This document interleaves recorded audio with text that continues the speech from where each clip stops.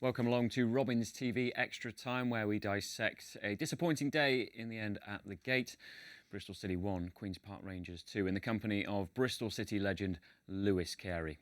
Louis, you're frustrated. Let's look at the stats and see how that painted a picture of today's game. What did you make of it? Well, I think we saw, even in the game where in the first half, where QPR sat in there 4-2-2-2 at times, so that's why Bristol City's possession was up. The expected goals is an interesting one, just because, you know, of City's 11 shots, there was only one on target, and I think that's probably down to Twine. So, you know, without that, it would be pretty much like the expected goals of QPR, who didn't have too many shots on the day. It was very tough to see the game get going or any rhythm in Bristol City's play, and just frustrating all round all afternoon, really. I would have liked to have seen the expected goals be higher with more shots on target. That would have been the biggest concern, I think, for the manager today. Within limited chances, limited situations, how do you make more of an impact? You touched on it being a bit of a slow burner in the first half. We can dive into the match incidents now.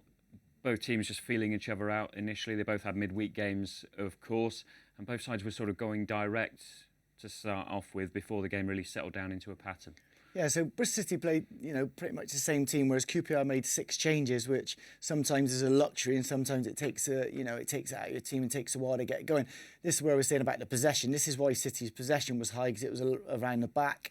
But they found it hard to play through that 4-2-2-2 press. Now, what that meant that Dickie and the back boys then started to go long. They couldn't get the 6s on the ball and then get the 10s on the ball. So anytime, even if they played it wide and they ended up out wide, it was just sort of thrown in the box. But everything was high and lofted. In windy conditions, it just didn't suit the way City have been playing recently. It didn't suit the game or the conditions. And it actually played into QPR's favour, because their big centre-backs were winning the ball, and then they were counter-attacking on City quite well. So it was a frustration at the start, just to see that City didn't quite have any rhythm to their game. You mentioned those 6 changes. Bristol City, possibly with the injury situation at the moment, might feel that they don't have that luxury at the moment in terms of, you know, the strength in depth perhaps that QPR had today, Ipswich had in the week. It's the wider context at the moment is those injuries, isn't it? Do you think that's playing a role at the moment? Oh, a huge role. I think, you know, the challenge of the last four games in the shift that the players have put in, and, you know, they give their all against Preston away, with so many boys going down with cramp at the end, and the manager didn't want to make too many changes. I think he was then looking at the Tuesday night game. They then played Ipswich, where it was just a full team effort, squad effort, where lads come off the bench and did really, really well with regards to the commitment and the energy. And I just feel for the manager and for the coaching staff that they haven't got the luxury to do what Ipswich did and make the 6 changes, or what QPR did and make the 6 changes. We noticed a few direct actions that we've just shown.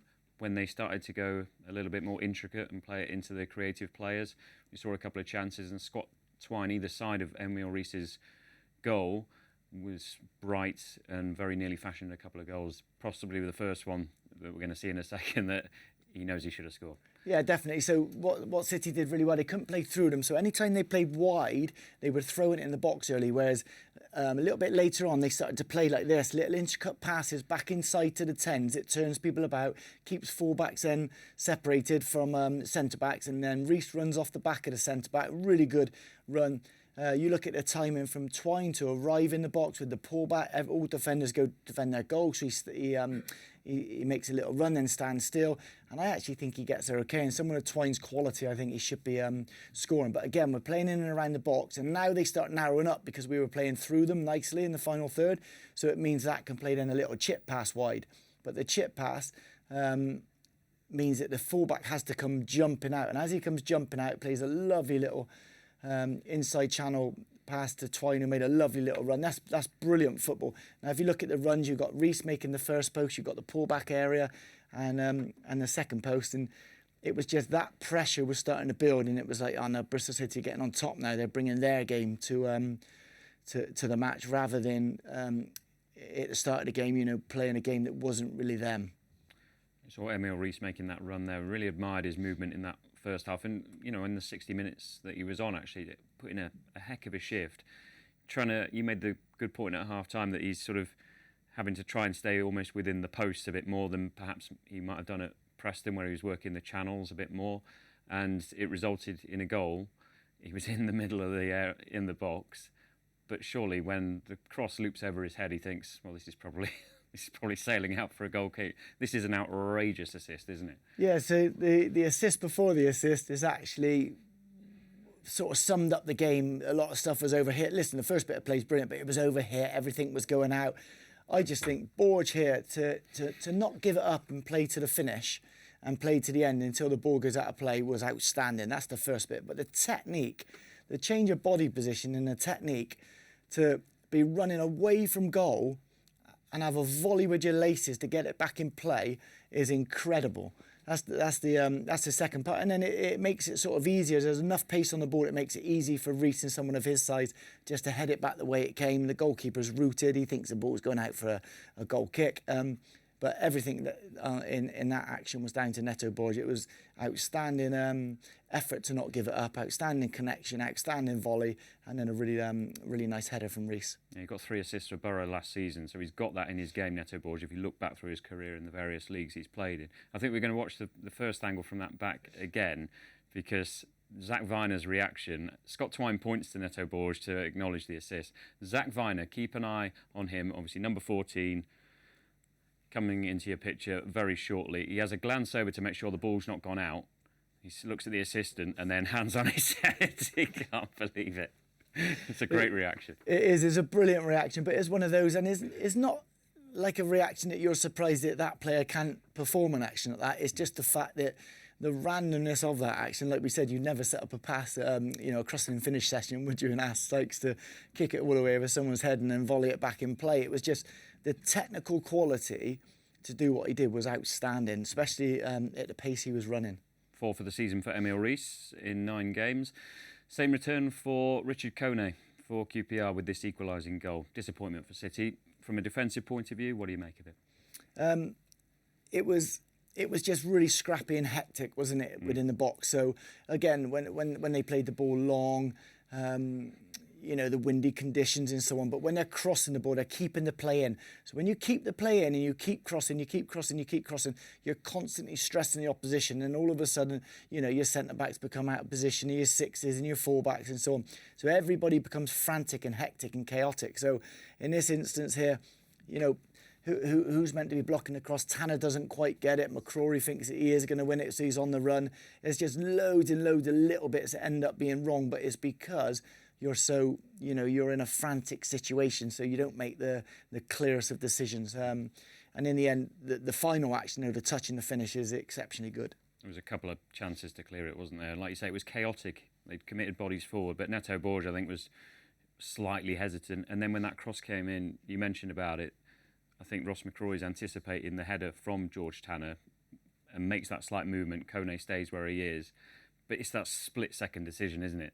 It's very easy for us in the studio to look at that and go, well, he's got to wait until the action's completed, I think you said, as a defender. But actually, it's very easier said than done. Yeah, because initially when I saw it, I thought it was Tanner's contact wasn't quite clean enough, whereas it was your bit of detail of Ross going too early, and I'm saying, you can't go early in those situations. You always stay ball side, goal side, defend the goal, defend the action until the first, second, third, fourth, whatever phase of play it is, until the ball's cleared and we have good possession, or we can come up as a group, or the ball's gone out of play. You stay and you defend your goal. You like City's fight back, the reaction to that equaliser, though, didn't you? Creating plenty of chances. It was more the overall team reaction. I just felt like they're a little bit more oomph to their play, whether it's, playing forward, running forward, crossing, whatever it was, the initial cross there. I actually think Armstrong should go and attack the ball and get across the centre-back, because the initial cross from McCrory is a brilliant cross. It lands in a really good area. But then when the ball lands in and around the D, the player you want to land on it is Mehmeti, because he's got lovely feet. He can shift and shoot. He chops people. He's clever in those sort of situations to make something happen. And then this one, again, we start to stress the opposition a little bit, but really clever from Tanner with a lovely weighted pass. I love how McCrory's always on the run in these sort of situations, either to arrive at the second post to finish, or like this, to play and follow. And he does it really, really well. It's a lovely little feint, lovely little touch, and actually gets nice contact on the ball. It's just... yeah, unfortunately for us, it's gone wide. He can't open up and bend it because defender's in the way. He can't play it into the middle goal because the goalkeeper's there. So he tries to find the first post and unfortunately drags it just a touch wide. The frustrations about a few of the decisions started almost in those clips we saw, because Anis Mehmeti had a shot deflected that was given as a goal kick. But then that really came up a notch in QPR's winning goal, and then also a penalty incident that we'll see shortly. The winning goal, though, Ross McCrory feels he was being fouled. Again, as a defender, watching it, we saw it live. What did you think? As a defender watching it, I'd want it given, against the defender. I think initially he gets caught wrong side, but the more I watch it and see the line that the referee's looking at it and everything, I thought their play was exceptional late on in and around the box. With the quality they brought on, the quality they had on the pitch. It's a lovely soft cross to land, just in and around the second post, allowing you to come and head the ball. But if you watch it, it's not a push. It's just his hands are up on McCrory's back. It's not necessarily any force in the push, and I think the theatrical dive of McCrory is why the penalty wasn't given. And like we said, the referee was in a brilliant position, could see it clearly, and I think it would have been harsh if it was ruled out, in my opinion. Yeah, it was a very good header, and for the second year in a row, Paul Smith gets the winning goal here at Ashton Gate. But there was a penalty incident near the end, and it was Neto Borges over the free kick. Again, what's your reading of this one? Well, first off, I love the fact that as soon as the free kick was awarded, Borges was like, "No, I'm taking it." He was confident. He's growing into himself in his loan spell. It's not the best of free kicks. I don't like his run up. However, the second action is really interesting because Borges is constantly looking at the ball, and he's the smaller of the two. So whoever makes the first contact, there's going to be body contact with the next person. If the smaller man wins it and he gets clattered, it's a penalty. Because if the big man wins it and Borges flies into him, the referee's going to give a foul.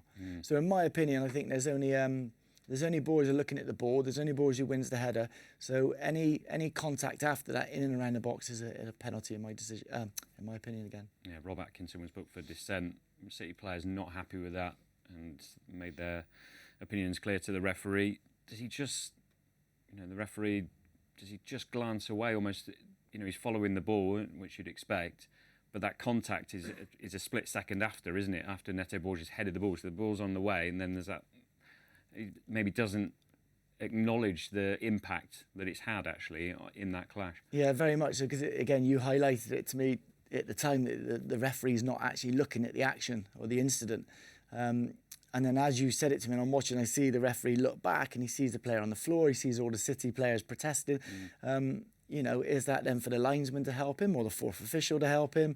Does he just, he can't then make a gambled judgment, can he, on, whether he did contact him or not? So he has to be clear to give a penalty. However, it's probably probably slight fault there that he hasn't kept his eye on the actual contact in action. City still had a chance though, through Yu Hirakawa. It was teed up nicely. Did he time his jump incorrectly? What do you make of this? Well, interesting enough, I would always tell players to jump early. You're always looking for a first contact and then to arrive on the ball. So the first contact's good, a little bit loopy. However, with someone of sort of Yu's height arriving on the ball, I actually think his timing is good. If watch it here, he jumps early, heads the ball. I think, this is just me personally, that he thinks the lad's going to clatter him, so he goes to head the ball and then has a slight little pull away. That means it hits his head rather than him heading the ball. I would have liked to have seen him just run the ball and the man into the goal with the header. You're 2-1 down, you're at home, you've picked up a couple of draws, you're looking for a win, you're looking to get yourself back into this game in particular. I think you have to go all out and you have to go and head the ball into the goal. Only the second defeat of the season. We're in the middle of this cluster of, there's one away game in the middle of 4 home matches, so just one away game in a run of 5, which is next, of course, against Norwich. Is there a change in approach needed from City at home in the way that teams come to Ashton Gate, or actually is it just the things we talked about, decisions today, the injury situation, that actually they're creating enough, you're happy with how they're playing, but there's just a few mitigating factors? Yeah, I think today we didn't create enough, but in the minimal chances we did create today, we got to hit the target. more often than not. 1 out of 11's, nowhere near good enough, is it, to win a game, as an example. I thought the clean sheet away at Preston was excellent.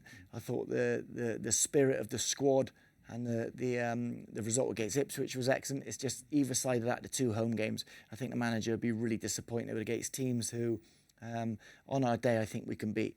However, how do we beat those teams that want to sit in that block at times? How do you move the ball quick enough? How do you play intricate football? Or how do you sit off, bring them onto you and counter-attack like we did with energy against Sheffield United? I think it's very much so a dilemma, like you said, for the manager. But in his defence and in all the coaching staff's defence, at the moment, that is the group he has and the squad he has, and he'd love to be able to bring players on like QPR did and like Ipswich did the other day. So I think that would be something that he'd be encouraging to happen in sort of the January transfer window. Thanks a lot for your time, Louis. Great insights as usual. And thanks for tuning in to Robins TV Extra Time. We hope you have a nice international break. Join us again for all the analysis of the next match for Bristol City. Saturday, the 18th of October, Norwich City against Bristol City. Enjoy the break. We'll see you soon.